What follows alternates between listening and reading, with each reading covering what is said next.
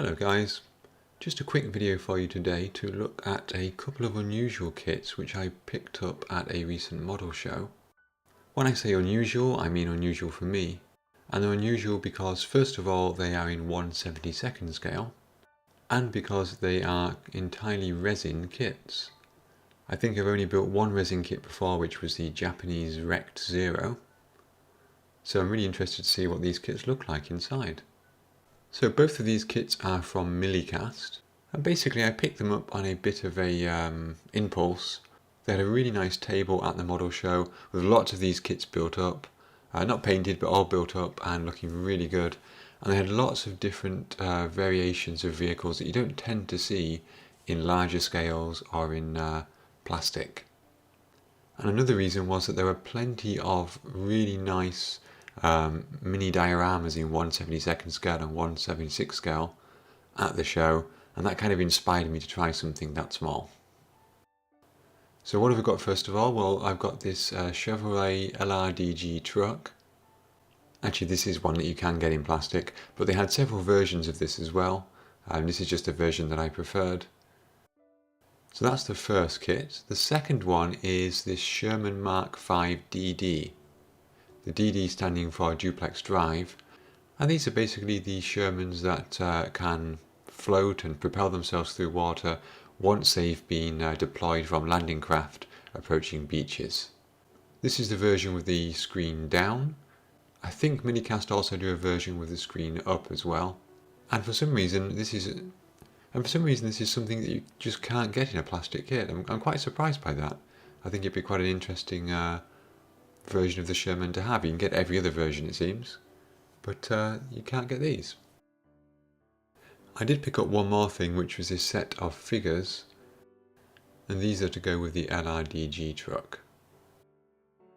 So let's take a look at the Sherman first. This is model number UK 106 from Milicast. We've got the instructions on top, we'll look at those in a moment. Then we have here the hull and the turret.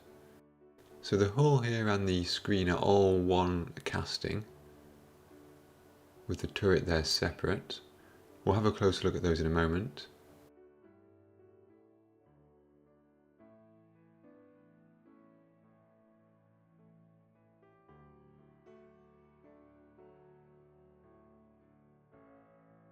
Then we have a bag here of, well, they're not really sprues, but resin pieces. I'll call them sprues. Let's take a closer look at the instructions and then we will come back to those pieces. So the instructions are this single sheet of A4 paper. We've got a checklist here of all the parts on the left hand side. None of the parts are actually numbered, so you will have to work out yourself which is which. We've got some instructions at the top there to tell us to look at some reference photos and a little bit about how to clean up the resin. The instructions themselves are basically this diagram down here with the numbers on it in red, which represent the part numbers. There isn't really a sense of sequence, so you don't start at step 1 or anything like that. There's a lot of work you'll have to do, I imagine, trying to work out what goes on in what order. Perhaps even which part is which. So we can see here, for example, we've got numbers 16 and 17, which I'm presuming are the turret hatch doors. And I'm guessing that's those pieces here.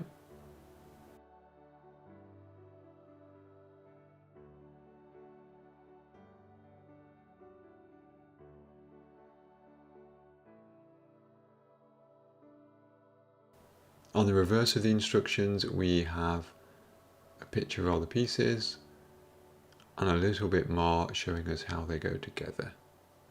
So I think that's going to be quite a challenge following those instructions, but one that I want to try. Let's take a closer look at the pieces. So this is the main bodywork here. There's quite a lot of roughness on the screen, but I think that's deliberate. I think that's supposed to be the fabric texture. Certainly there around the front it is.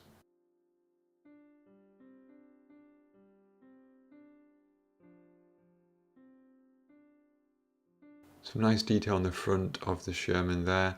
Some of that will need clearing out. It looks like there's a bit of flash on the inside of the headlights and so on, or the headlight guards. Tools and everything already moulded on, which is good at this scale.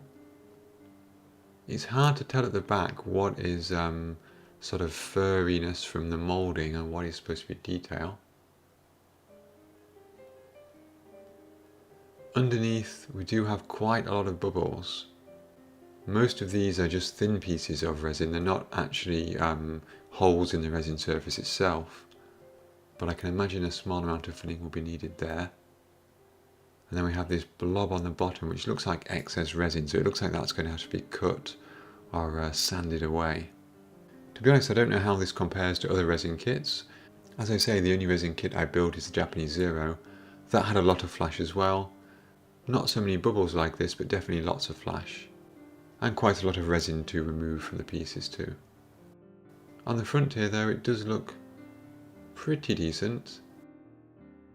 Then we've got the turret itself, which looks very nice. And of course, don't forget this is in 1/72 scale. There seems to be no issues of details there. Again, a few small bubbles on the bottom.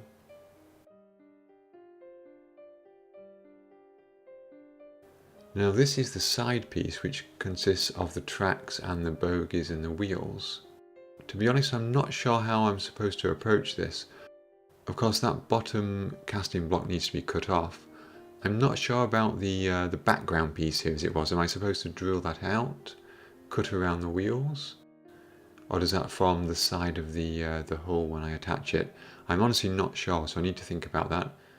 Obviously, even if you cut out that bit there, you would still just see a blank piece of resin because it would be the hull of the Sherman itself.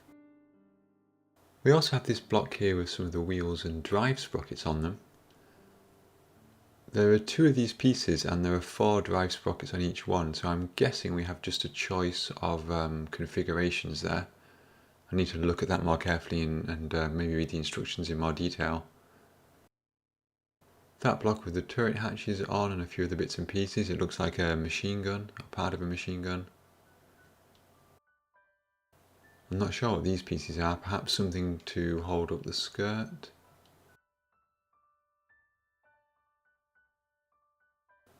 And a few handles and similar bits and pieces. With pieces this small, it always seems that you're cutting away more resin than you're keeping, because you've got that big casting block there, but it is necessary, I think, for the process. Here we've got a few more bits and bobs that I can't necessarily identify at the moment. We've got the mantelet on the right hand side there, that's definitely the case. And I believe this piece here is the gun barrel. It looks about right in terms of scale with the turret. One thing I did notice is that the photos of the kit on the instructions don't match the blocks that I've got. So I've got the same pieces but not necessarily grouped together on the same blocks as they are in the photo. Okay, let's move on and look at the LRDG truck. So very similar inside with the instructions, we'll come back to those. I've taken all these pieces out of the bag. And here we have a number of these resin casting blocks. Quite a lot in fact.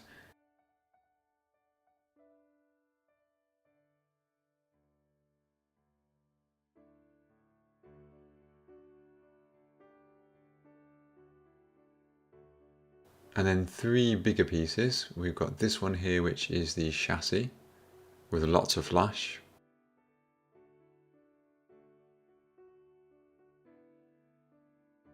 This piece here, which of course is the front of the truck.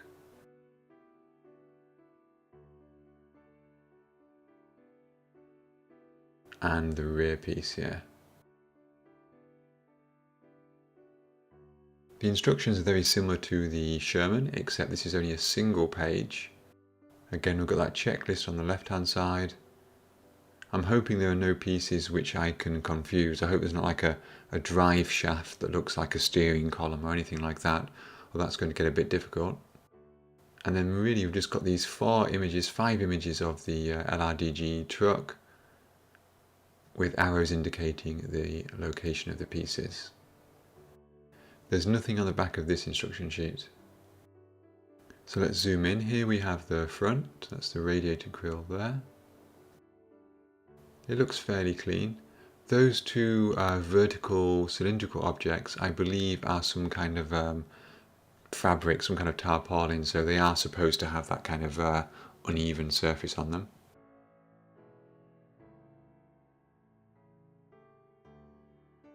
The dashboard there with the gauges. The vents on the side of the bonnet there. And a little bit of detail underneath as well. Some flash for sure.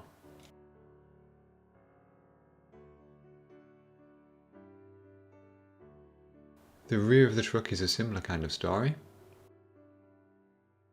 It's clear that some of these edges will need a bit of tidying up. A lot of that flash can be just cut away with a knife. So the edges look soft right now, but I'm sure it'd be quite easy to sharpen them. And then here we have the chassis with a huge amount of flash on it, but again, a sharp knife should take care of most of that. And we've got that radiator grille there on the left hand side, which I believe goes in like so. Again, I would probably cut the flash out from in between those grills, I think. And I'm just taking a guess now, but I'm assuming that the top of this goes over the chassis something like so. And the rear like this.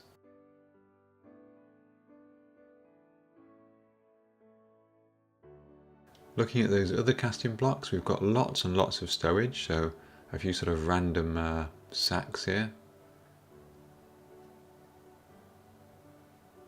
Some nice detailing on the wheels.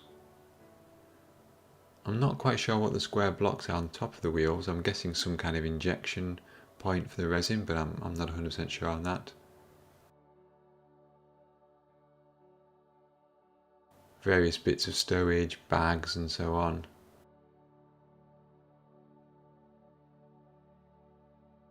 Here are the rest of our tyres.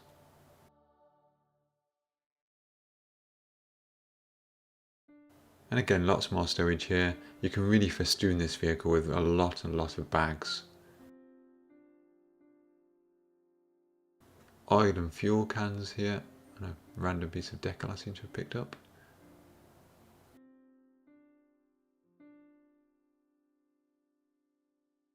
Here we have a few pieces of what looks like suspension, obviously the steering wheel there, a few bits that look like batteries I think perhaps.